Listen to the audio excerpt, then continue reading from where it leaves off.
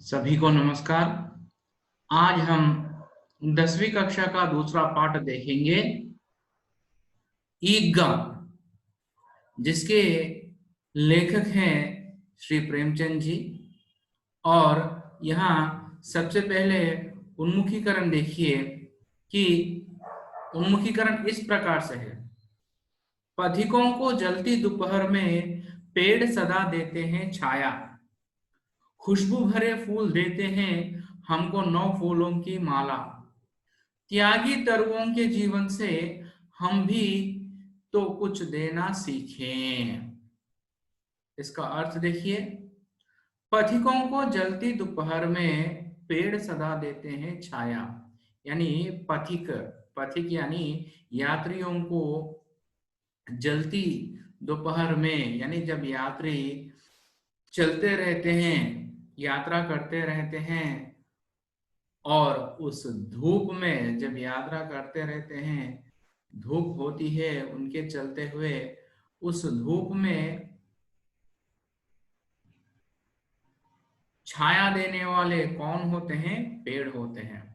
और उसी प्रकार खुशबू भरे फूल देते हैं हमें 9 फूलों की माला, यानी फूलों की माला हमें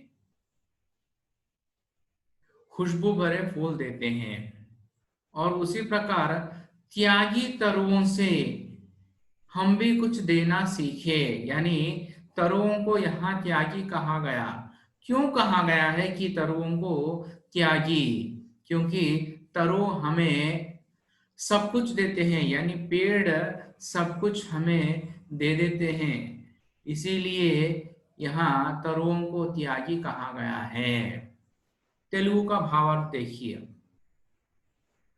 पथिकों को जलती दोपहर में पेड़ सदा देते हैं छाया అంటే యాత్రికులకు బాటసార్లకు, ఎవరైతే బాటసార్లు ఎండలో నడుస్తున్నారో వాళ్లకు నీడనిచ్చేవి చెట్లు అని అర్థం। తర్వాత खुशबू भरे फूल देते हैं हमको 9 फूलों की माला। खुशबू भरे फूल అంటే మంచి వాసనను కలిగినటువంటి, సువాసన కలిగినటువంటి పూలనిచ్చేవి మనకు ఏమిటి అంటే పూలమాలలు। అదేవిధంగా त्यागी तरुओं के जीवन से, त्यागी तरुओं के जीवन से అంటే త్యాగ గుణము కలిగినటువంటి చెట్ల నుండి మనం నేర్చుకోవాల్సింది కుచ్ దేనా సీఖే, హమ్ భీ కుచ్ దేనా సీఖే।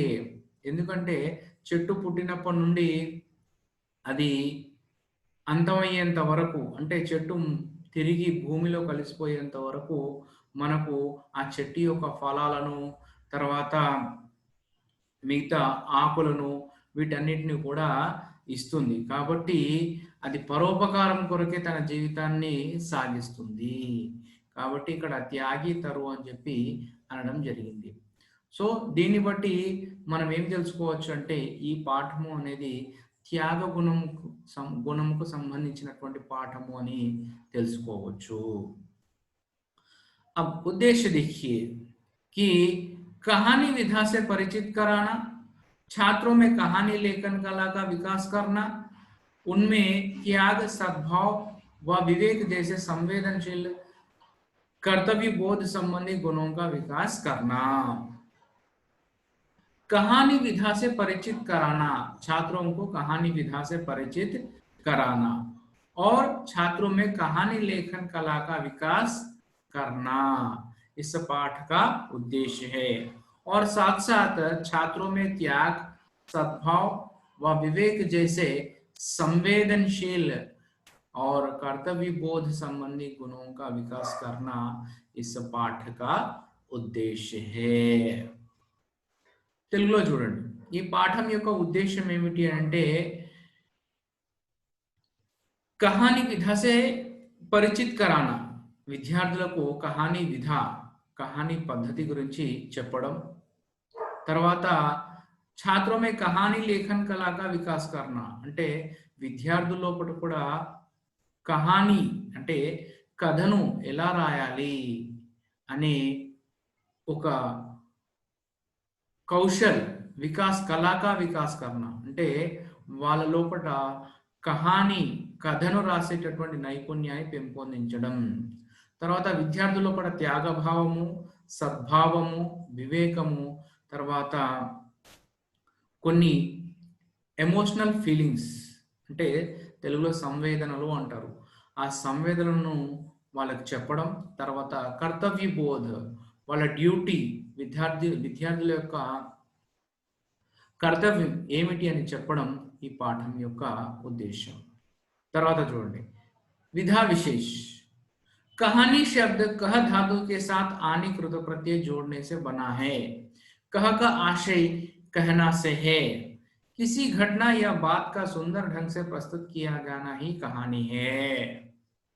कहानी शब्द कह धातु के साथ जब आनी कृत प्रत्यय जुड़ता है तो तब जाके बना है कहानी शब्द।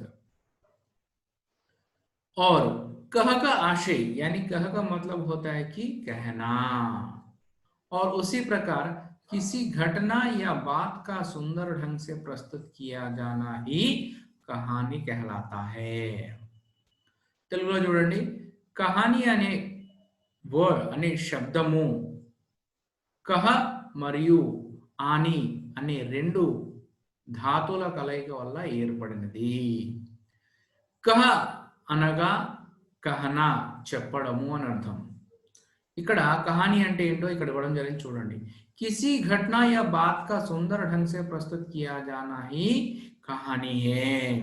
ఏదైనా ఒక ఇన్సిడెంట్, ఘటన అంటే ఇన్సిడెంట్ లేదా ఒక విషయాన్ని చాలా మంచి పద్ధతిలో చెప్పడమే కహానీ, చెప్పడమే కథ అని అర్థం. अब देखिए लेखक परिचय। प्रेमचंद का जन्म एक गरीब घराने में काशी में 31 जुलाई 1880 को हुआ। इनके असली नाम धनपत राय श्रीवास्तव था। इन्होंने ट्यूशन पढ़ाते हुए मैट्रिक तथा नौकरी करते हुए बीए पास किया। इन्होंने लगभग 1 दर्जन उपन्यास और लगभग 300 कहानियों की रचना की।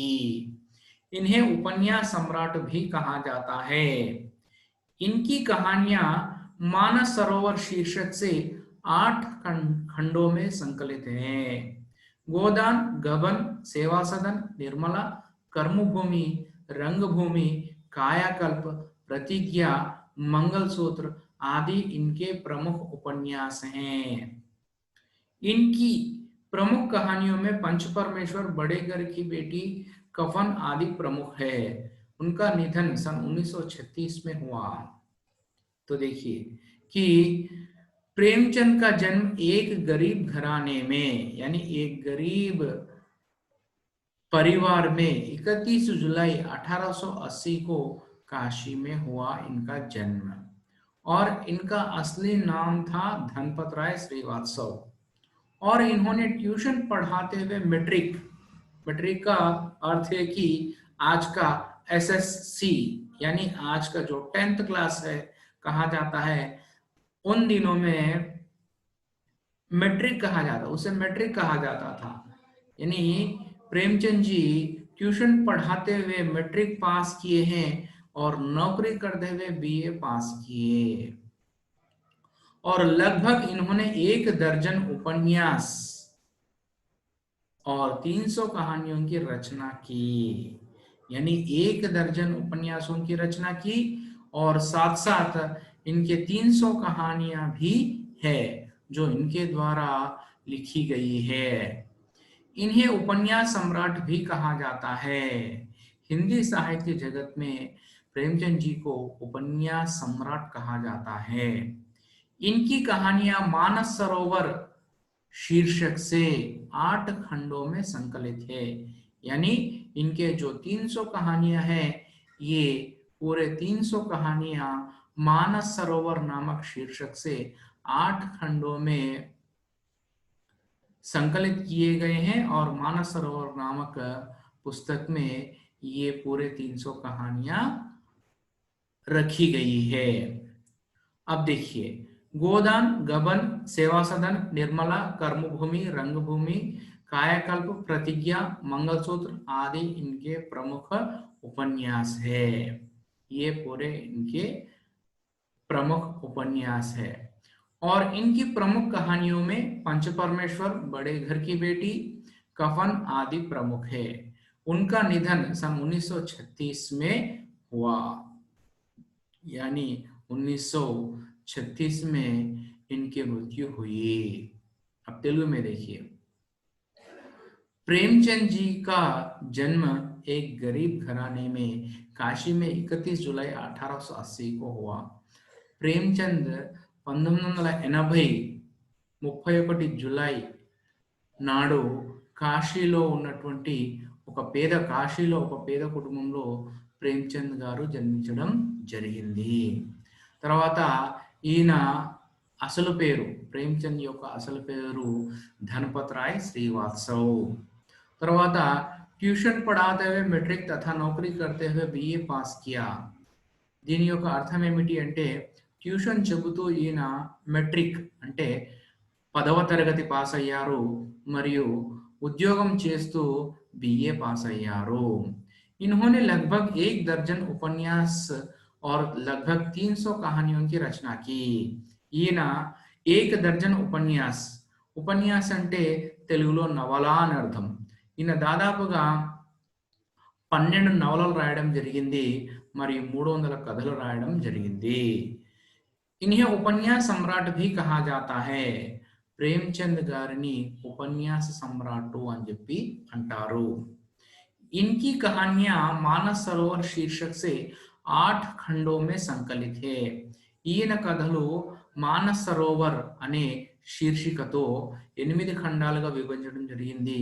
ఆ 8 ఖండాలు కలిపి ఒక మానస్ సరోవర్ అనే పుస్తకం తయారు చేయబడింది.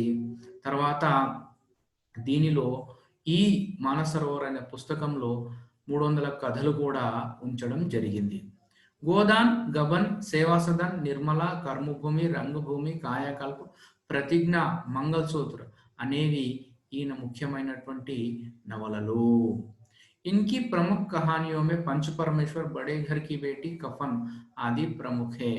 ఈయన రాసినటువంటి కథలలో ముఖ్యమైన కథలు పంచపరమేశ్వర్, బడే ఘర్ కి బేటీ, కఫన్ మొదలైనవి. इनका निधन 1936 में हुआ. ఈయన యొక్క మృత్యువు 1936లో జరిగింది. ధన్యవాదాలు.